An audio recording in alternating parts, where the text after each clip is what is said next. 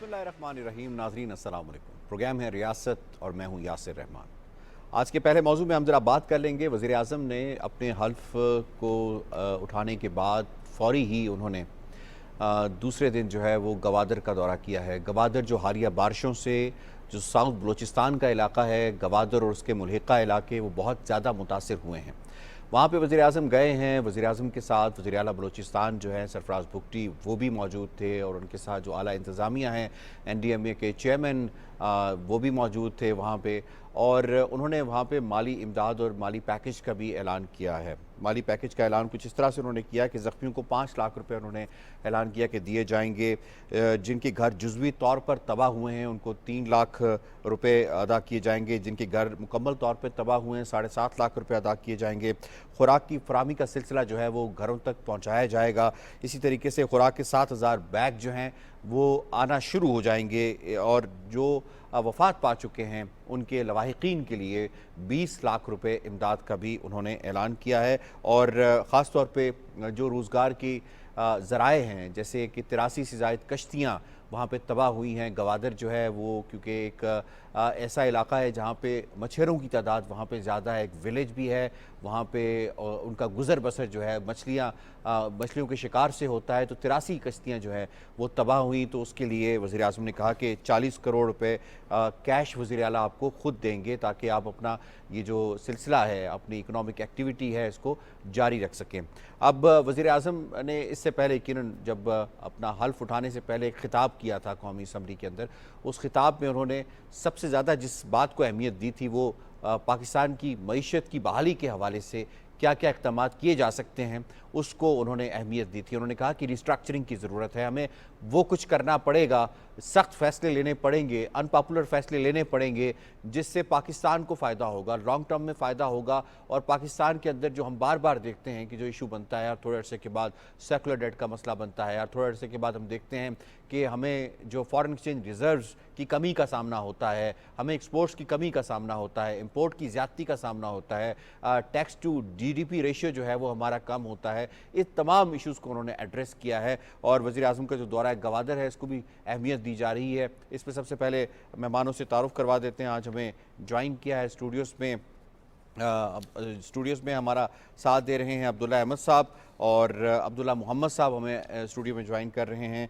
Telephone line के ज़रिए जावेद सिद्दीक़ साहब ने हमें ज्वाइन किया है, PJ मीर साहब ने स्काइप के ज़रिए हमें ज्वाइन किया है और खाकान नजीब साहब ने भी हमें स्काइप के ज़रिए ज्वाइन किया है। अब तमाम पैनलिस्ट को खुश आमदीद कहते हैं। सवाल होगा खाकान नजीब साहब, ये फरमाइएगा कि गवादर इसकी यकीनन अहमियत इस तरह भी है कि साउथ बलूचिस्तान का इलाका है, शोरश भी है यहाँ पे, और इसको मिटिगेट करने के लिए भी एक एक्टिविटी जो है वो वहाँ की सूबाई हुकूमत भी और वफाकी हुकूमत करती रहती है और अफवाज पाकिस्तान भी। लेकिन वज़ीर आज़म का जो दौरा है इसकी अहमियत CPEC के तनाजुर के हवाले से भी, वहाँ के लोकल्स के हवाले से किस हद तक साया ऑफ रिलीफ था? ये एक नया हब बनना है पाकिस्तान के, CPEC की लिहाज से इसकी बहुत बड़ी अहमियत है और इसका एक एयरपोर्ट भी डेवलप हो गया है, उसको भी हमने आगे लेकर चलना है। अगर ये सब चीजें देखें तो it's a good sign that an incoming government जो है, चाहे वो फ्लड की वजह से ही जाना पड़ा वहाँ पे बिकॉज लोगों को आप मदद करना चाहते हैं, दैट इज अ ट्रेजेडी कि एक अच्छा शहर बना है और नया शहर बना रहे हैं और उसमें हमने ऐसे इंतजाम करने चाहिए जिसमें सैनिटेशन और निकासी का जो निज़ाम है वो वर्ल्ड क्लास हो। सो आई एम होपिंग कि जो अथॉरिटीज़ हैं वो ऐसे इक़दाम लेंगी कि आने वाले दिनों में बारिशों की वजह से ऐसी चीज़ें ना पैदा हों। बट ऑफ कोर्स ग्वादर में एयरपोर्ट भी है, उसको ऑपरेशन करना है। फिर ऑफ कोर्स जो हमारी वहाँ पे पोर्ट बननी है उसमें हमने अभी तक, आपको मालूम है, एक ही शिप आई है, हमें इसको भी आगे चलाना है। ऑब्वियसली अगर आप उसको हब बनाना चाहते हैं और फिर रोड कनेक्टिविटी करना चाहते हैं तो ये सब चीज़ें तो ऑब्वियसली फ्यूचर में होनी ही है। पाकिस्तान को ट्रेड करना है, अपने इलाके में भी ट्रेड करना है, चाइना से भी ट्रेड करना है, पाकिस्तान ने चार कंट्रीज से भी ट्रेड करना है, ईरान से भी ट्रेड करना है। और ये तो एक बहुत बड़ी मार्केट है पाकिस्तान के लिए।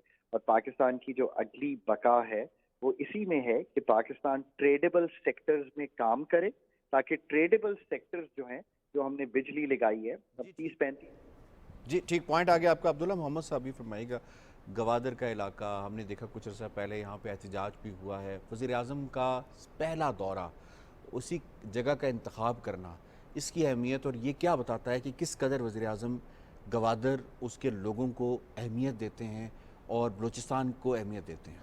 Thank you so much. तरक्की की बात तो बाद में आती है। वज़ीर-ए-आज़म का ख़िताब अगर हम देखें, पहले दिन जब उन्होंने एक इंतहाई डिस्टर्ब माहौल में ख़िताब जी। किया, तो उन्होंने सबसे जो अहमियत का नुक्ता उस दिन उठाया, उन्होंने कहा कि बलूचिस्तान के लोगों के जो मसाइल हैं या उनके जो शिकवे और शिकायत हैं, उसको मैं ख़ुद हल करने की कोशिश करूँगा। और जैसे ही वज़ीर-ए-आज़म ने कल हेल्प लिया, तो आज वो बलूचिस्तान गए। गवादर रोड्स तरक्की ये बाद में आती है। अब सबसे बड़ा मसला जो है वो है बलूचिस्तान के लोग जो अब सैलाब की तबाहकारियों में उनकी तबाही हुई है। वज़ीर-ए-आज़म ने जाकर उसको सबसे पहले जो है वो अपने गले से लगाया और उनको ये उम्मीद दी कि रियासत पाकिस्तान और मौजूदा हुकूमत जो है वो आपके साथ खड़ी है, न सिर्फ आपकी माली मदद करेगी बल्कि इसके साथ साथ आपके साथ हर किस्म के तावन के लिए तैयार है। आपके घरों की तामीर करेगी, जो ज़ख्मी हैं या जो मरने वाले हैं उनको मुआवजा भी दिया जाएगा। तो मेरे ख़्याल में वज़ीर-ए-आज़म पाकिस्तान शहबाज शरीफ साहब ने जब कौमी असम्बली का ख़िताब मुझे याद है जब मैं वहाँ मौजूद था, और उनने इंतहाई संजीदगी से कहा कि बलूचिस्तान के लोगों के जो मसाइल हैं या शिकवे हैं, क्योंकि सबसे ज़्यादा शिकवा बलूचिस्तान के लोगों ने बलूचिस्तान के लोगों का रहता है, तो उन्होंने उस शिकवे को एड्रेस किया। और एक बहुत बड़ा पैगाम है कि बलूचिस्तान के अंदर जो एहसास महरूमी वो पाकिस्तान से करते हैं, उनके लिए एक अच्छा पैगाम दिया कि वज़ीर-ए-आज़म पाकिस्तान तमाम जो उमूर है, क्योंकि पाकिस्तान बहुत बड़े चैलेंजेस का पाकिस्तान को सामना है, चाहे वो इकॉनमी की है, टेररिज्म की है, दीगर बहुत सारे चैलेंजेस हैं। बिलखुसूस ये जो इलाका है पूरा, अगर देखा जाए गवादर का, उसके बाद फिर जो बाकी इसके साथ जो साउथ बलूचिस्तान का इलाका है, ये इसके अंदर बड़ी ज़रूरत है कि बार बार जाया जाए, बार बार इंश्योर किया जाए उन्हें। जी बिल्कुल, ये बहुत ज़रूरी है, क्योंकि एक इलाके में आप तरक्की के काम या डेवलपमेंटल वर्क तभी कर सकते हैं जब लोगों का एतमाद हो कि हमारा वज़ीर-ए-आज़म है, हुकूमत हमारी है, रियासत हमारी है और हमने इसके साथ मिलकर करना है। तो जब आप लोगों के दिल जीतते हैं, तो वज़ीर-ए-आज़म ने आज वही किया। मैं वापस भी आपकी तरफ आता हूँ, क्योंकि खाखान नजीब साहब को हमने खुदाफिज भी कहना। खाखान नजीब साहब, इससे पहले कि आपसे इजाज़त चाहिए, ये फरमाइएगा कि जो वज़ीर-ए-आज़म का खिताब था, उस खिताब में अगर सबसे अहम चीज़ को देखा जाए तो सबसे ज़्यादा उन्होंने जिस चीज़ पर तवज्जो दी वो मईशत की बहाली के हवाले से था। कितना ज़रूरी है कि मईशत की बहाली पर अब यकसुई के साथ काम किया जाए। कल उन्होंने जो ब्रीफिंग भी ली उसमें उन्होंने कहा कि मैं फर्दन तमाम डिपार्टमेंट्स को की ब्रीफिंग लूँगा ताकि हम इसको स्ट्रक्चरल रिफॉर्म कर सकें। Now this is the time to do structural reform. Sir ji, Khaqan Najeeb साहब। जी, पीजे मीर साहब आपकी तरफ आते हैं। सर, इससे पहले हम स्ट्रक्चरल रिफॉर्म के हवाले से और चैलेंजेस के हवाले से बात करें तो वज़ीर-ए-आज़म के दौरा बलूचिस्तान और पहला जो दौरा उन्होंने इंतखाब किया गवादर के हवाले से, इसकी ज़रा अहमियत के हवाले से भी बता दीजिएगा और किस कदर जो वहाँ के लोग एक एहसास महरूमी में अपने आप को समझते हैं कि हमारा कोई पुरसाने हाल नहीं है, तो इस पर वज़ीर-ए-आज़म का वहाँ पर जाना, उनकी दादरसी करना, किस हद तक उनके दुखों का मदावा हो सका है? देखिए जी, इसके 3 जवाब हैं यासिर। नंबर 1, आपने किस किस्म की प्लानिंग की है जब आप कहते हैं कि गवादर हमारा एक ब्लू चिप एक शहर बनेगा और हम देखते हैं कि it is flood stricken and all these calamities. एक तो ये चीज, ये किसने प्लानिंग की है? क्या लंबा सोच के प्लान नहीं कर सकते थे? और जब भी हम बात करते हैं, हम डिजास्टर की बात करते हैं, क्यों करते हैं? क्योंकि हमारी प्लानिंग ही कोई नहीं। हम देखते हैं गुड टाइम्स को, बैड टाइम्स को देखते नहीं। कराची में आप चले, वहां प्लास्टिक्स इतने हैं, वो रोडें भर जाती हैं, फिर कहते हैं गवर्नमेंट खराब है। द क्वेश्चन इज, आपके लोकल प्लानर्स जो होते हैं उन पे तवज्जो दें आप। फिर दूसरी चीज जो होती है कि हम जाके अपीसमेंट, हमने whether it is Gwadar, Sindh और पंजाब और फ्रंटियर, एनीवे, आप अपीसमेंट ना करें। हम इस वक्त बड़े बुरे हालात से गुजर रहे हैं। वजीर आजम का जो ट्रिप है, मैं तनकीद करता हूँ बराए तामीर, not for the sake of it. ये जो आपकी डेलीगेशन ऑफ अथॉरिटी है, chief minister should be going immediately and looking after it. Prime minister बहुत बिजी आदमी होते हैं, उनको पूरे पाकिस्तान का डेली मिनट टू मिनट उनकी जो वर्किंग होती है, so expense going and coming and then of course the entourage and coming. आप चीफ मिनिस्टर से रिपोर्ट लें, ये आगे भी आके ये आएंगे, आपकी प्रॉब्लम्स आएंगी, हर जगह तो वजीर आजम बेचारा कहाँ जाएगा यार, खुदा के लिए। उसको हम हर जगह पे चीफ मिनिस्टर और ये छोटे छोटे इस पे कर लेते वजीर आजम शुड सिट ऑन टॉप। इनके पास 4 चीफ मिनिस्टर्स हैं, 5 हैं, ये अपना अपना काम करें, इनसे ये रिपोर्ट मंगाएं, गवर्नर्स आपके होते हैं, इनसे आप रिपोर्ट मंगाएं, and that is what is we call regularity. हर चीज वजीर आजम नहीं कर सकते। ठीक। देखो ना, आपने वहां जाना है, आप एक्सपर्ट्स को लेके जाएं कि ये जो आपको डिजास्टर मैनेजमेंट के लोग हैं, आप उनको लेके जाएं, बताएं जी ये क्यों हुआ, उसकी इंक्वायरी करवाएं। या तो इंक्वायरी का काम है, बिल्कुल अच्छी बात है, आप देते हैं उनको एक एडहॉक रिलीफ देते हैं, very good.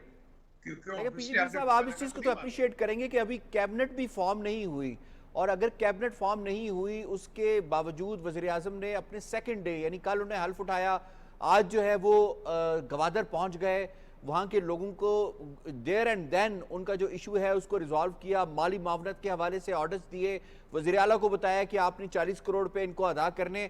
Don't you think कि ये जो चीज़ है गवादर के लोगों की, क्योंकि इसकी एक हिस्ट्री है, मैं बार बार इस पर जो फोकस या स्ट्रेस कर रहा हूँ कि गवादर की एक हिस्ट्री है, पिछले दिनों में जो गवादर में जो कुछ हो रहा था, एहतजाज हो रहा था, उसमें वज़ीर आज़म का जाना और ख़ास तौर पे इस तरह का रिलीफ अनाउंस करना, ये एक साइफ रिलीफ तो हो सकता है ना सर, कि अभी तो अब कैबिनेट भी फॉर्म नहीं हुई।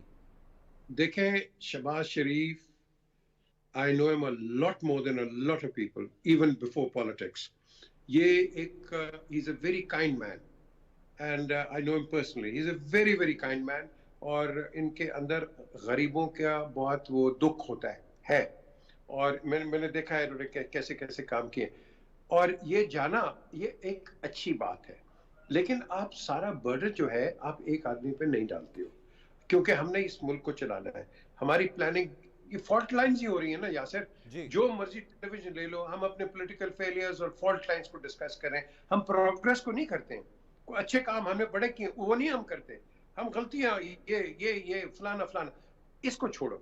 Shahbaz has done a good job, initiative लिया है उन्होंने, but the chief minister of Balochistan should be held responsible for minute to minute reports to the prime minister कि भाई हम ये कर रहे हैं, ये कर रहे हैं, ये कर रहे हैं, और फिर उसके बाद to put the icing on the cake, then the prime minister goes and meets the people. It's a good thing, and he should go and meet all the people. Her province में जाके इन्होंने मिलना है, मिलेंगे और इंशाल्लाह एक message लेके जाएंगे। हमने बहुत तनकीद कर ली है इस मुल्क के अंदर, अब तनकीद को बंद करें, आगे चलें, बिकॉज अब टाइम है आगे चलने का। ये पुराने स्केल्टन्स निकालने और ये इधर उधर की बेमाने तनकीद करना, अब वो नहीं रह गया, हमारे पास टाइम ही नहीं है। सो बेसिकली हमने आगे बढ़ना है, और इसके अंदर जो मेरा एक बोन ऑफ कंटेंशन हमेशा ये कि जो चीफ मिनिस्टर्स हैं इनको कंप्लीट डेलीगेशन ऑफ अथॉरिटी दो, इंडिपेंडेंस दो, ये सब काम कर लेंगे, और फिर एंड में हमारे वजीर आजम को ये कॉम्प्लीमेंट करेंगे, जी हमने ये किया, ये किया, ये किया, ये किया, and that is how we need to. बिल्कुल पॉइंट आ गया, मैं वापस भी आपकी तरफ आता हूँ। जावेद सिद्दीक साहब फरमाइएगा सर, गवादर का दौरा वज़ीर आज़म ने वहाँ पे जो ऐलानात भी किए हैं, और वज़ीर आज़म का ये दूसरा दिन, अभी कैबिनेट भी फॉर्म नहीं हुई, वज़ीर आज़म ने कल ही ब्रीफिंग्स लेना शुरू कर दी थी, मुलाकातें करना शुरू कर दी थी, ये क्या शो करता है कि he is very clear headed कि उन्होंने कहाँ जाना है, उन्होंने क्या सोचा हुआ है, उसको क्या अचीव करना है?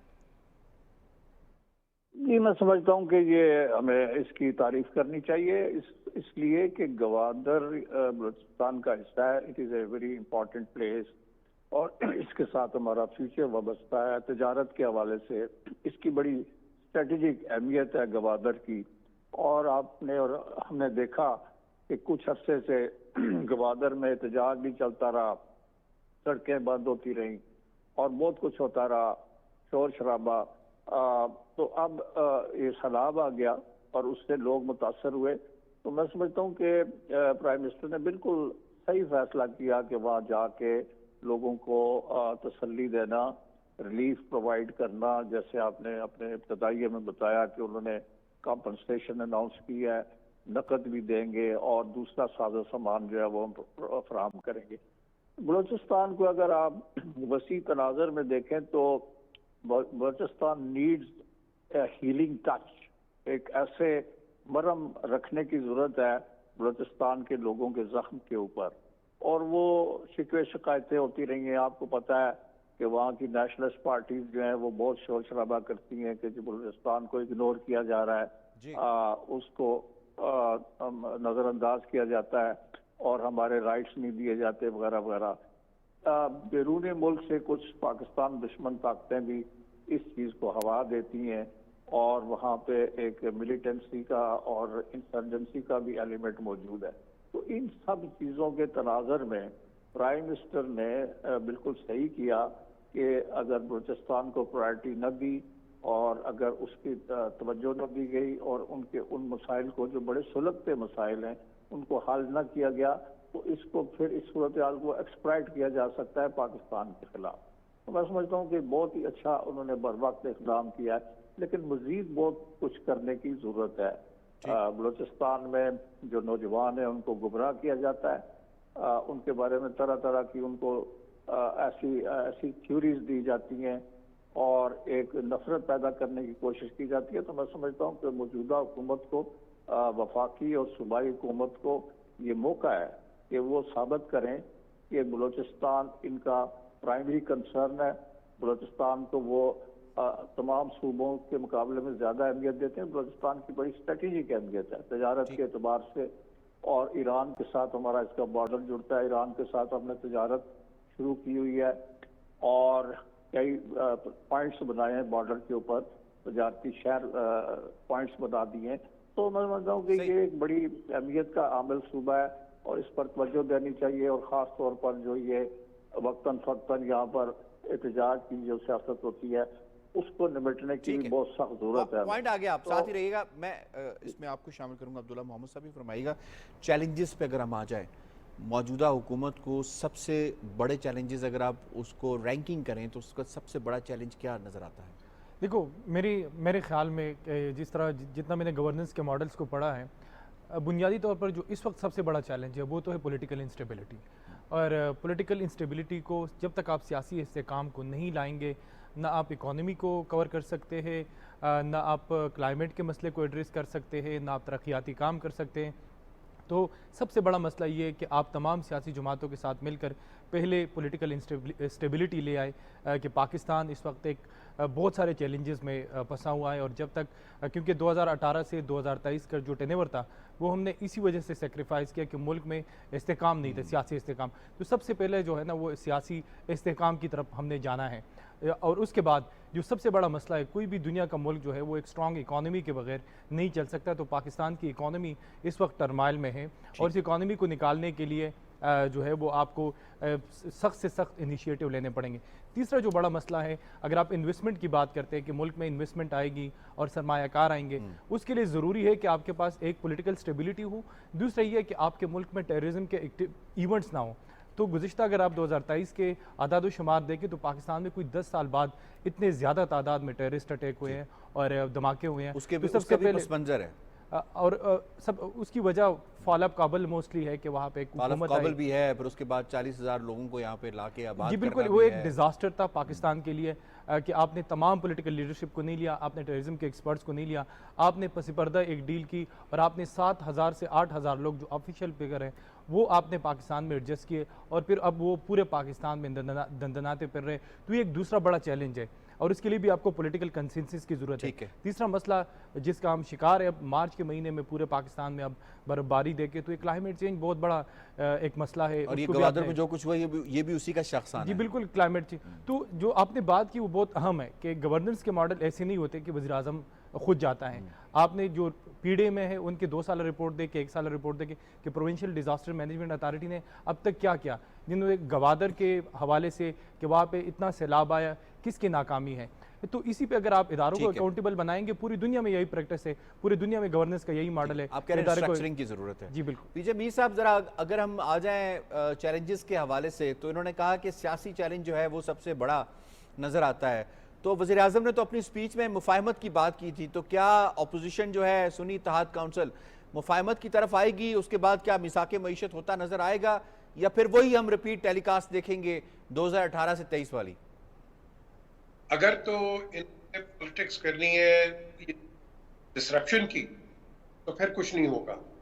अगर तो इन्होंने पॉलिटिक्स करनी है progressive and innovative and forward, तो इनको बिल्कुल इनके साथ जिस तरह प्राइम मिनिस्टर ने हाथ आगे बढ़ाया है तो इनका हाथ पकड़ लेना चाहिए।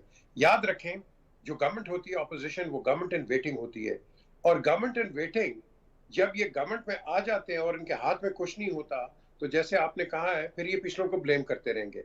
और भाई इनको आप काम करने दो, ये काम करेंगे, इंशाल्लाह जरूर करेंगे, हमें होप है। और जैसे मैंने पहले कहा ना, नेगेटिविटी खत्म कर दो, आप इनकी सपोर्ट करो, ये करेंगे। और फिर कल अगर आपको मौका मिलेगा, आपके हाथ में कोई चीज तो होगी ना, को प्लेट में कोई चीज तो होगी आपके जिसपे करोगे। आप इनको गिराओगे, आगे जाके आप खुद गिर जाओगे। So we have to look at this in a recycled way. आप इस साइकिल को मिल के चलाओ, क्योंकि इस साइकिल में कभी आपने ऊपर होना है, कभी दूसरे वो ने तो ऊपर सर होना कह रहे है। हैं ना हम इस विफाक को या जो इस ईवान है उसको ना हम चलने देंगे और ना ही इस हुकूमत को चलने देंगे। अगर नहीं चलने देंगे तो फिर रिजाइन करने जाए असेंबली से बाहर, इनको काम करने दें आप। भाई किसी ने तो पाकिस्तान, अगर आपको डिस्ट्रक्शन ही क्रिएट करनी है, you are better off out of the assembly. देखो ना, आप तनकीद बिल्कुल करो, दबा के करो, लेकिन बराए तामीर करो यार। Don't do it for the sake of it. क्या आपको एक मौका मिलता है, आप तनकीद तनकीद तनकीद कब तक करते रहोगे? मुझे बताओ, कब तक करते रहोगे? फिर क्या होगा? आगे से रिस्पांस नहीं होगा, वो अपना काम करते रहेंगे। आप इंस्टेड ऑफ बीइंग प्रोडक्टिव, आप डिस्ट्रक्टिव हो जाओगे। So you have to be productive in the opposition. Opposition का ये काम कभी नहीं होता कि आप जो सिटिंग गवर्नमेंट होती है उसको उड़ाई जाओ। भाई वो गलती करेगी, पकड़ो उसको। वो जहां उसकी फॉल्ट लाइन होगी, पकड़ो उसको। जहां अच्छा काम करिए उसके साथ चलो। And that is the way how countries run. लेकिन हम नहीं, हम पता क्या करते हैं, मैं करूंगा, और भाई मैं शहर नहीं होता, हम मिलके होती है। Government and the opposition run hand in hand. वो आपको प्रेशर डालती है, and this would be the strongest opposition, not one like Raja Riaz. तो पीजे मीर साहब एक ज़िमनी सा that was a सवाल no ले लीजिएगा, ये फरमाइएगा कि फिर मिसाके मईशत का कोई हमें विंडो नजर आता है होते हुए, जो अभी हालात हमने कौमी असम्बली में पिछले 3 दिन की कार्रवाई के अंदर देखे?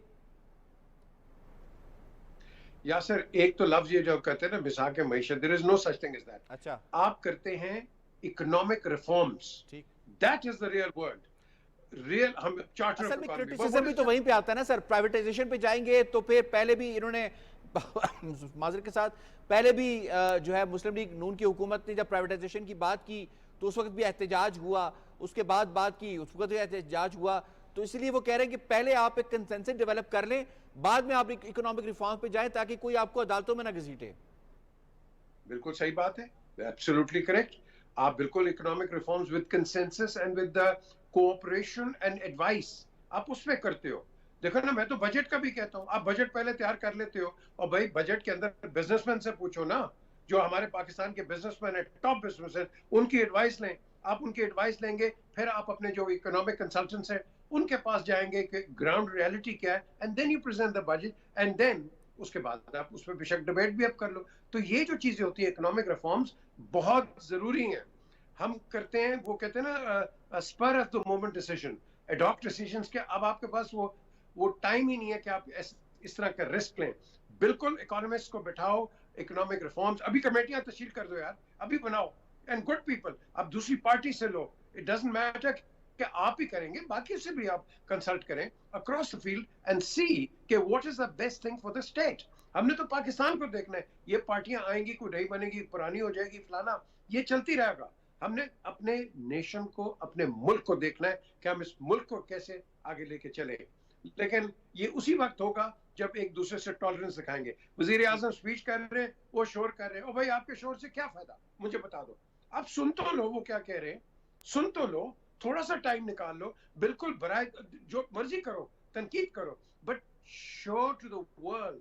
ये टेलीविजन दिखा रहा है कि भाई हाउस के अंदर क्या हो रहा है, पूरी दुनिया आपको देख रही है, आप यहाँ शोर मचा रहे हैं, वो आपके साथ रिकंसिलिएशन की बात कर रहे हैं, मुफाहमत की बात कर रहे हैं, तो आपने क्या करना है, हेड ऑन कोलिजन करनी है। ठीक है, आपके पॉइंट्स हैं, बिल्कुल वैलिड पॉइंट्स हैं, but they need to be addressed methodically करो। ये इलेक्शन कमीशन को पकड़ो, ये क्यों नहीं काम कर रही है अपना, ये डिले क्यों कर रही है, अब वो करेगी, इसके बाद कोर्ट्स में चले जाएंगे। सो द क्वेश्चन इज कि ये सारा जो मसला है ना इस वक्त, ये हमारे इलेक्शन कमीशन का है। जी ठीक पॉइंट। जावेद साहब ये बताइएगा कि कंसेंसस चैलेंजेस के ऊपर हो पाएगा कोई एक सिंगल पॉइंट के ऊपर? अपनी एहतजाज भी जारी रखें, ऑपोजिशन भी जारी रखें, लेकिन मुल्क को जो दरपेश मसाइल हैं उनको देखें कि आपने IMF के साथ जाना है, IMF को आप खत लिख रहे हैं, उन्हें एक किस्म का रोकने की कोशिश कर रहे हैं, जैसे कि कंसेंसस हुआ कश्मीर पे, न्यूक्लियर पे, फैटफ पे। क्या हम इकोनॉमी पे कभी कंसेंसस कर पाएंगे, या फिर दोबारा से हमारा यही जो विशेष साइकिल है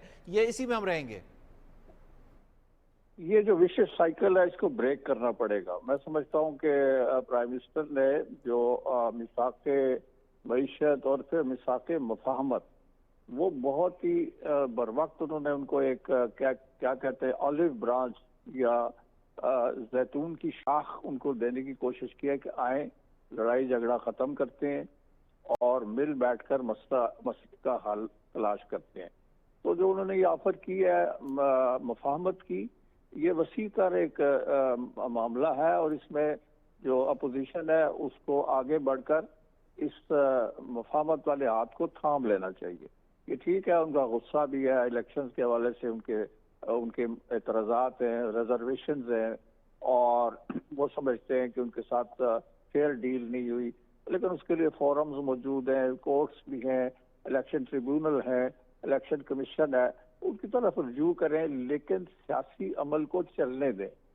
और क्योंकि उन्होंने हलफ भी उठा लिए हैं असेंबली के अंदर, केपी उन्होंने गवर्नमेंट में बना लिया है, बाकी जगहों पे भी उन्होंने हलफ उठा लिए हैं, now they are a part of the political system, और इस सिस्टम को चलने दें और विद इन द सिस्टम अपने जो ग्रीवेंसेस हैं या शिकायत हैं या शिकवे हैं या तहफ़्फ़ुज़ात हैं उनका इजहार करते रहें और सोल्यूशन निकालें। उन्होंने पहले भी बहुत गलतियां की हैं और जैसे आपने कहा IMF को खत लिख दिया, ये भी एक बड़ी नेगेटिव अप्रोच है उनकी और इससे उनको बहुत सियासी नुकसान हो रहा है। दूसरा, उन्होंने इससे पहले भी जब उनके खिलाफ अदम एतमाद की तहरीक आई थी तो वो एक कानूनी और आईनी तरीके से आई थी और उसके बाद उनको असम्बलियों से, कौमी असम्बली से रिजाइन नहीं करना चाहिए था, और अगर वो उसके अंदर रहते हुए, सिस्टम के अंदर रहते हुए मुकाबला करते तो आज उनकी पॉलिटिकल पोजीशन इससे भी बेहतर होती। लेकिन उन्होंने एक ऐसा फैसला किया जज्बात के अंदर जिससे उनको सख्त नुकसान हुआ और उनके एक बड़े जो है फायरी किस्म के स्पीकर हैं और बड़ा उनका नाम है मरवत साहब। उन्होंने कहा कि जी अगर हम इलेक्शन के नो कॉन्फिडेंस के बाद हम असेंबलियों को ना छोड़ते और रिजाइन करके ना बाहर निकलते तो 9 मेरा जाती व्यू है। ठीक है, बिल्कुल ठीक पॉइंट आ गया आपका। मुझे थोड़ा सा आगे बढ़ते हैं, जरा बात कर लेते हैं सदारती इंतखाब के हवाले से भी। 9 मार्च की तारीख आ गई है, कंफर्टेबल होगी जो हुकूमती अलायंस है साबिक सदर आसिफ अली जरदारी के हवाले से, ये तो बात की जा रही है कि 345 जो है वो नंबर्स वो ले पाएंगे, तो कंफर्टेबल पोजीशन होगी सूबों में और फिर विफाक के अंदर। देखिए पीपल्स पार्टी के पास एक मैंडेट तो है सिंध के अंदर और पंजाब के अंदर भी उसको नून लीग की सपोर्ट हासिल है। बलूचिस्तान के अंदर भी आप देखें कि ज़्यादा तादाद उनकी है, सिर्फ खैबर पख्तूनख्वा है जिसमें एक अपोनेंट जमात है। कल हमने देखा कि गिलानी साहब और इसके साथ साथ खुशी शाह साहब एक कमेटी बनाई है और मैं उन तीनों मीटिंग को मैं कवर कर रहा था। तो सबसे पहले वो चौधरी शजात साहब के घर गए, उन्होंने उनसे बात की, फिर अलीम खान साहब के घर गए और इसके साथ साथ फिर वो MQM के पास गए। वो तो कंफर्मेशन होगी उनकी तरफ से ना कि पाकिस्तान मुस्लिम लीग काफ भी दे देगी, IPP भी, मुस्लिम लीग काफ की जानिब से, मुस्लिम लीग नून की जानिब से, अलीम खान साहब की जानिब से और जो चौधरी शजात साहब है उनकी जानिब से उनको कंफर्मेशन हो गई। लेकिन MQM ने कल ऐलान किया कि उन्होंने हमसे जरदारी साहब के लिए हिमायत मांगी है, तो कल हमारा राब्ता कमेटी सपोर्ट करेगी। उन्होंने कहा कि कल हमारा राब्ता कमेटी का इजलास है, उसमें हम इस पर मुशावरत करेंगे और फिर जो है इस कमेटी को हम कोई जवाब देंगे। मैंने इसी हवाले से सवाल पूछा कि क्या मौलाना फजल रहमान साहब से भी उनको भी राज़ी करेंगे सिलेक्शन के लिए, तो गिलानी साहब ने कहा कि वो खुद जाएँ, जरदारी साहब, आसिफ जरदारी साहब खुद जाएंगे मौलाना साहब के पास और दोनों करीबी दोस्त हैं। मौलाना साहब ने प्राइम मिनिस्टर की जब इलेक्शन हो रहा था तो उस वक्त वो मौलाना साहब ने, उनके तमाम मेंबरान ने बॉयकॉट किया, वो नहीं आए थे। लेकिन गिलानी साहब ने कल कहा कि आसिफ जरदारी साहब खुद जाएंगे मौलाना फजल रहमान साहब के पास और उनसे वोट मांगेंगे। तो मेरे ख्याल में इस वक्त जो उम्मीदवार हैं आसिफ जरदारी साहब के पास वो पूरे हैं, पीपल्स पार्टी कंफर्टेबल नजर आ रही है। 10 से 11 नशिस्तों पे खाली हैं, जिसके लिए भी उस पार्टी ने एक मूव भी किया है कि जी इस पे इलेक्शन भी करवाए जाएं, तो उसका नुकसान भी उस पार्टी को नहीं होगा? मुझे नहीं लगता कि इतना बड़ा नुकसान होगा, क्योंकि सूबाई असम्बली में उनके पास स्ट्रेंथ बहुत ज़्यादा है, कौमी असम्बली के अंदर भी उनके पास स्ट्रेंथ है, सीनेट में भी अलायंस की भी है, सिर्फ पीपल्स पार्टी की नहीं। इस वक्त जो है सिवाय महमूद खान चकजई साहब के और मौलाना फजल रहमान साहब के और एक दो और छोटी जमातें, उनको सपोर्ट हासिल नहीं आसिफ जरदारी साहब को। मेरे ख्याल में उनके पास नंबर पूरे हैं और जो रिक्वायर्ड नंबर है वो इजीली अचीव कर लेंगे। जी, पीछे मीर साहब ये फरमाइएगा, कंफर्टेबल पोजीशन रहेगी पीपल्स पार्टी की प्रेसिडेंट बनवाने में साबिक सदर आसिफ अली जरदारी साहब को?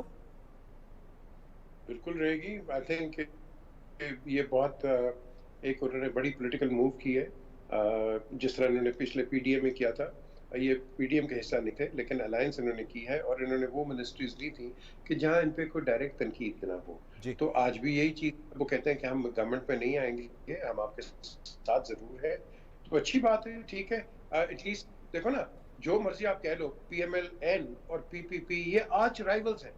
Let's not forget that, they are arch rivals. लेकिन आर्च राइवल्स भी आज for the sake of the country इकट्ठे हुए हैं। तो ये जो आपकी जो आगे आपके सामने ये SIC in the form of SIC, इसको भी यही चाहिए। राइवलरी, देखो कोई किसी का दुश्मन नहीं होता, आपने सब काम करने होते हैं in collaboration with each other और law making with each other, जो कि आपको सूट करेंगे बाद में सबको। तो आज मैं समझता हूँ जिस तरह ये आ जाएंगे प्रेसिडेंट जरदारी, तो I think it will be in the larger interest of all the political forces. Numbers उनके पास हैं, एंड ऑफ कोर्स जब इलेक्शंस होंगे, अनलेस कोई मिरेकल हो जाए, we don't know, but at this present moment in time I think everything is going smooth. जी जावेद साहब, आपका इस हवाले से क्या टेक है, क्या कहते हैं आपके? कंफर्टेबल पोजीशन होगी पीपल्स पार्टी की?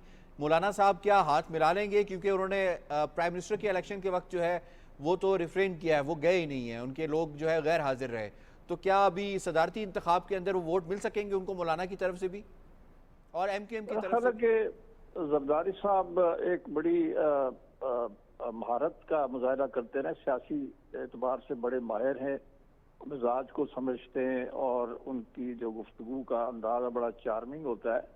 तो मैं समझता हूँ कि शायद वो मौलाना को अपनी तरफ राग़िब कर लें। अगरचे मौलाना साहब की जो अब तक पोजीशन है बड़ी उसमें लचक नहीं नजर आ रही, लेकिन जरदारी साहब अपना कार्ड प्ले करेंगे, देखेंगे कि वो शायद उनको मना लें। लेकिन बाज़ार ये लगता है कि उन्होंने अचकज़ई साहब को सपोर्ट करने का फैसला किया हुआ है, लेकिन सियासत में कोई हतमी फैसला नहीं होता और इम्कान है कि मौलाना साहब को वो कन्विंस कर लेंगे। जहाँ तक जरदारी साहब की अपनी पोजीशन का ताल्लुक है, वो बड़ी कंफर्टेबल है और वो प्रेसिडेंट मुंतखब हो जाएंगे। कुछ जाहिर है कि उनके मुखालिफ वोट आएंगे, अपोजिशन उनको वोट नहीं देगी। कुछ छोटी पार्टियां और भी हैं, शायद एक इक्का दुक्का वो वोट नहीं देंगी उनको, लेकिन वो कंफर्टेबली इलेक्ट हो जाएंगे एज प्रेसिडेंट ऑफ पाकिस्तान। 345 का जो फिगर है वो तो दे रहे हैं। वो तो जब आज मुलाकात हुई है बिलावल भुट्टो जरदारी साहब से उस कमेटी की, तो उन्होंने कहा जी हम ये फिगर आपको दे देंगे। ठीक है, ये इससे भी ज्यादा भी हो सकती है। अभी वो काम कर रहे हैं, मुख्तलिफ लोगों से राब्ते कर रहे हैं, तो मैं समझता हूँ कि इससे भी ज्यादा हो सकती है। जरदारी साहब प्रेसिडेंट रह चुके हैं और जब वो प्रेसिडेंट थे तो उनने एक अच्छे तरीके से, आसान तरीके से ऐवान सदर को चलाया और सदारत के जितने भी जिम्मेदारियां होती हैं कॉन्स्टिट्यूशनली उनको निभाया भी। बड़े जावेद सदीक साहब, पिछले कुछ अरसे में हमने देखा निगरान हुकूमत के वक्त के अंदर और फिर उसके पहले जब पीडीएम की हुकूमत थी उस वक्त के अंदर भी, कि दोनों दफ्तरों के दरमियान कुछ ना कुछ मामला चलते रहते थे। तो आप समझते हैं कि जब जरदारी साहब अगर वो इलेक्ट हो जाते हैं प्रेसिडेंट के तौर पे, जब वो आएंगे तो ये बिजनेस स्मूथ तरीके से चलेगा और ये जो डिस्ट्रप्शंस हुई हैं ये नहीं होंगी? मेरा ख्याल है नहीं होंगी, और जरदारी साहब इस सिस्टम को चलाने में और स्मूथ चलाने में और बिना रुकावट चलाने में अपना रोल प्ले करेंगे। इनका तजुर्बा है बतौर सदर पहले भी, अगरचे उस वक्त उनको तो पार्टी हेड भी थे तो वो बड़े इफेक्टिव थे, more effective than the prime minister at that time. लेकिन अब जो है वो एक मुसालियाना किरदार भी अदा कर सकते हैं। मेरा अपना ये ख्याल है कि जरदारी साहब अपोजिशन और गवर्नमेंट जो है दोनों को करीब लाने में भी अपना रोल प्ले कर सकते हैं। वो कोई मुखासमाना किरदार नहीं अदा करेंगे जैसे कि अलवी साहब ने किया, कि वो ऐसे लग रहा था कि उनका बहुत बड़ा झुकाव है पीटीआई की तरफ। तो जरदारी साहब का ये रोल नहीं होगा मेरे अपने ख्याल में, और वो चाहेंगे कि हुकूमत और अपोजिशन के दरमियान जो कशमकश है और जो एक टॉक्सिक एटमॉस्फेयर है जिसमें वो एक दूसरे के ऊपर संगीन इल्जामात लगा रहे हैं और असम्बली के इजलास उन्होंने कहा कि हम नहीं चलने देंगे। मुझे लगता है जरदारी साहब अपनी सियासी महारत और बसीरत से काम लेते हुए इन दोनों फरीकों को, गवर्नमेंट को और अपोजिशन को करीब लाने में अपना रोल प्ले करेंगे। उनके अंदर ये सलाहियत मौजूद है, तजर्बाकार और कोनोमश सियासतदान है, और मुझे लगता है कि वो इस कश्मकश को और कशीदगी को ज्यादा आगे नहीं जाने देंगे। उनका अवान सदर में आना एक अच्छी बात होगी मौजूदा माहौल के अंदर। जी अच्छा, सेनेट के हवाले से भी जरा आपको बताया कि 3 अप्रैल के हवाले से ये खबर सामने आ रही है कि 3 अप्रैल को ये इंतखाब सेनेट का होने का इम्कान है। 48 नशस्तों पर आम इंतखाबात होंगे। मैं इसमें आपको शामिल करूँगा, ये फरमाइएगा पार्टी पोजीशन कितनी चेंज होने जा रही है।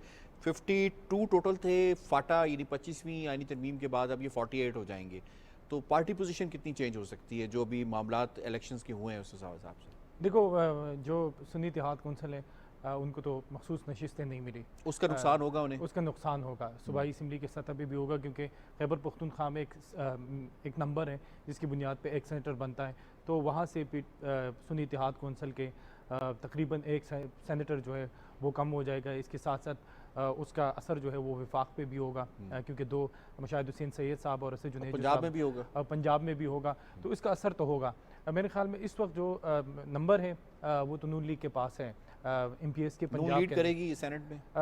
ऑलरेडी PTI के कुछ नंबर्स सेनेट में मौजूद है, गुज़िश्ता इंतखाबात में उनके ज़्यादा सेनेटर आए थे, तो इस वक्त जो इलेक्शन होंगे सेनेट के लिए जो 52 नशिस्तें हैं उस पर 48 नशिस्तें रहेगी ना, 48 नशिस्त 52 नशिस्तों के ऊपर इंतखाबात होंगे, तो उसमें मेरे ख्याल में 48 पे होंगे। 52 तो पहले थी ना, जिसमें से 4 तो चली गई, क्योंकि फाटा के इंतजाम के बाद चली गई। फाटा इंतजाम के बाद वो 4 सीटें जो है वो ख़त्म होगी, तो अब जो इंतखाबात होंगे मेरे ख्याल में उसमें एक कोलिजन भी चलेगी, कुछ सियासी जमातें आपस में कुछ जमातों को सेनेटर्स भी देंगे, क्योंकि एक अलायंस है, तो कुछ भी हो सके। लेकिन इस वक्त जो नंबर है वैसे लगता है कि नून लीग के सेनेटर्स जो है वो ज़्यादा तादाद में आएंगे। जी सही है। पीजे मीर साहब ये फरमाइएगा, सिंध से 12, पंजाब से 12, इस्लामाबाद से 2, KPK से 11, बलूचिस्तान से 11 नए सेनेटर्स जो हैं मुंतखब होंगे। अभी आपको पार्टी पोजीशन चेंज होती हुई नजर आ रही है, क्योंकि इलेक्शंस में नंबर भी चेंज हुए हैं, उसके बाद फिर ये जो खास तौर पे मखसूस नशिस्तों का मामला SIC को नहीं मिल रही, डिसीजन आ चुका हुआ है। ये तो अब आपको वोटिंग पे बताएगा, क्योंकि सेनेट के वोटिंग्स जो होती है बड़ी वो बड़ी मिस्टीरियस किस्म की होती हैं, so we'll have to wait and see for that. लेकिन at the end of the day, जिस तरह मेरे भाई ने अभी बात की है, PMLN will probably be the leading lawmaker, क्योंकि बात आती है लॉ की, आती है जो भी जिसकी मेजॉरिटी होगी, लॉ तो उन्होंने ही पास करना है ना। सो बेसिकली आपके जितने भी लॉज हैं जो मेजॉरिटी ले जाएगा वो पास करेगा, and PMLN is more likely to be there, and वहां हमें देखना पड़ेगा कि पीपल्स पार्टी कितना अपना असर और रसूख इस्तेमाल करती है विद द लॉ मेकिंग, क्योंकि आगे लॉ मेकिंग होंगे।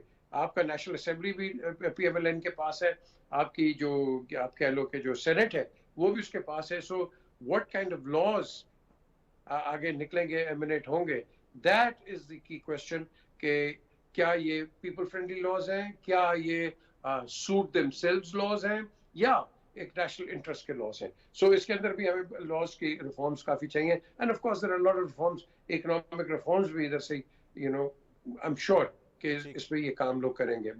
बट नियत से करें यार, जो मर्जी आए नियत से करो काम, पाकिस्तान का सोचो, बाकी छोड़ दो। जी जावेद सिद्दीक साहब, स्मूथ सेलिंग हो सकती है जो अभी गवर्नमेंट में कोलिजन सेटअप है उसकी सेनेट की नशिस्तों के हवाले से? पोजीशन जो है वो बेहतर नजर आ रही है, क्योंकि उनको पंजाब में और नेशनल असेंबली में काफी बड़ी उनको तादाद उनके पास है, नंबर्स उनके पास हैं, तो एक तो वो लीडिंग पोजीशन में होंगे, और पीपल्स पार्टी की भी नशिस्तें बढ़ जाएंगी सेनेट के अंदर। तो मैं समझता हूँ कि जो 2 बड़ी पार्टीज का कोलिशन है इस वक्त गवर्नमेंट के अंदर, फेडरल गवर्नमेंट के अंदर, वही कोलिशन सेनेट में भी होगा, और जो समा चौकड़ी पहले होती थी कौमी असेंबली या सेनेट के अंदर, वो अब शायद ना हो और स्मूथ हो। और ये जो स्मूथ सेलिंग होगी, इसको पाकिस्तान के वसीतर मफाद में, इन the larger interest of Pakistan use होना चाहिए। वो ठीक है, पॉइंट आ गया सर। मुझे एक क्विक सा आपसे 1 कमेंट सबसे चाहिए होगा। आज कोर कमांडर्स कॉन्फ्रेंस भी हुई है, इंपॉर्टेंट पॉइंट सामने आए हैं जिसके अंदर कोर कमांडर्स कॉन्फ्रेंस में पाक फौज को बदनाम करने की साजिशों की मजम्मत की गई है। अवाम को सिक्योरिटी देने के सिवा फौज का इंतखाबी अमल से कोई ताल्लुक नहीं था। 9 मई के किरदारों को आइन की दफात के तहत इंसाफ के कटहरे में लाया जाएगा। मफाद परस्त अनासिर की तवज्जो सियासी अदम इस्तेहकाम पैदा करने पर है। गैर आइनी और बेबुनियाद सियासी बयानबाजी और जज्बाती इश्तिहार अंदेजी का सहारा लेने के बजाय सबूत के साथ मुनासिब कानूनी अमल की पैरवी की जाए। कुछ चीज़ा पॉइंट्स हैं। फोरम्स का मरकज और सूबों में इक़्तिदार की जमहूरी अंदाज में मुंतकली पर इत्मीनान का इजहार। हाउ डू यू सी, जो आज के कलीदी पॉइंट्स हैं, पीजे मीर साहब बताइएगा कि जो तशवीश का इजहार किया गया है कि इलेक्शंस होने के बाद भी तो जुस्नाम तराजी है उसका सिलसिला नहीं रुक रहा। देखें, अच्छा हो बुरा हो जो भी हो, ये जो इंसिनुएशंस ले आते हैं लोग, ठीक है ये करें, लेकिन at the end of the day आप ये जो तनकीद और ये जो सोशल मीडिया, आप ये सियासत के डोमेन में रखें, फौज को मत इन्वॉल्व करें। बिल्कुल सही है। देखो, याद रखो, अगर आप फौज को इन्वॉल्व करोगे, मेरा हमेशा बोन ऑफ कंटेंशन रहा है, जब आप लीडरशिप को, जनरल्स को और पर्टिकुलरली चीफ ऑफ स्टाफ को तनकीद का बनाते हो, आप एक जवान बनाते हो। आप एक जवान को, आप जवान का मुरादा गंदा करो, क्योंकि ये सारा ट्रिकल डाउन इफेक्ट होता है। तो वो ISPR की अच्छी एक स्टेटमेंट है कि भाई पॉइंट आ गया आपका। मैं अब्दुल्ला मोहम्मद साहब, क्विकली सर, आपका टेक है। मेरे ख्याल में ये दो तरफा अप्रोच है कि सियासतदान भी जो है वो इस तरह की इल्ज़ामात ना लगाए, सियासी पार्टी भी, सियासी वर्कर्स भी ना लगाए। दूसरी तरफ से भी वो मतलब एक लिमिटेशन हो कि चीज़ें जो आउट ऑफ डोमेन है उसमें ना 9 मई के बाद, 9 मई के हवाले से अगर 9 मई को जो हुआ वो तो एक गलत था, लेकिन हमें उसको भी देखना है कि क्या 9 मई जो पॉलिटिकल वर्कर थे उनको माजी में जिसने स्पॉन्सर किया, क्या उनको अकाउंटेबल बना के साथ आएंगे ना इसके ऊपर। जावेद सिद्दीकी साहब, योर टेक क्विकली सर। समझता हूँ कि जी मिलिट्री के ऊपर जो इस किस्म की तनकीद है, उससे फौज जो है ना उसका मोरल गिरता है, डिमोरलाइज होती है। इसलिए मैं समझता हूँ कि इससे इज्तनाब करना चाहिए। और इसके अलावा फौज ने जो एक पॉलिसी बयान दिया था कि अब हम सियासत में किसी किस्म की सियासी रोल में हम नहीं होंगे, ये एक बड़ा अच्छा ऐलान है। और उन्होंने भरपूर ताउन का भी अदा किया है सूबों और मरकज की हुकूमतों के साथ, ये भी खुशाइंद है। वो तो बिल्कुल, वो तो इसलिए कि जो मिलिट्री की बैकिंग के बगैर टेररिज्म की और सिक्योरिटी के इश्यूज हैं उनको रिजॉल्व करने के हवाले से। ठीक है, I have to wind up जी। मुझे शुक्रिया अदा करना है पीजे मीर साहब का, अब्दुल्ला मोहम्मद साहब का, जावेद सिद्दीकी साहब का और डॉक्टर खाकान नजीब साहब हमारे साथ शुरू में रहे। उनका प्रोग्राम से इतना ही। यासिर रहमान को दीजिए इजाजत चलाने के बाद।